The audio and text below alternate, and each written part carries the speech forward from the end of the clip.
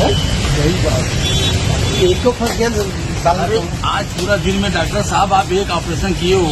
हाँ भाई ये क्या होने वाला, इतना बड़ा खर्चा है, लंबा चौड़ा, ये क्या होगा? बस एक किडनी निकाले हो तो अरे कुछ नहीं वो होगा, ना- वही तो मिल जाता है आज, हाँ तो काम हो जाता है उधर में। डॉक्टर साहब कहाँ है? अरे डॉक्टर साहब यही है। क्या हाँ भाई भाई, क्या बात है? बहुत ज्यादा लूज मोशन होते हैं।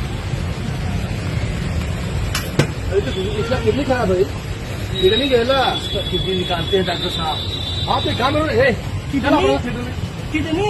हाँ, अरे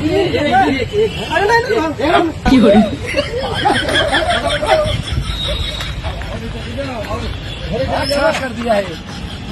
एक आया भी हो भी भाग गया। आपको सीना कहा गया, ये दिमाग खराब कर दिया। मतलब एक कस्टमर आज कैसे मिला डॉक्टर साहब? काम होता 7 लाख का काम हो जाता। गाय के देख रही, और दूसरा आ रहा है क्या ये? दूसरा किसको पकड़ू मैं? किसको पकड़ू डॉक्टर साहब? आगे तो बात समझ, हर बात बीमार हो रही। बस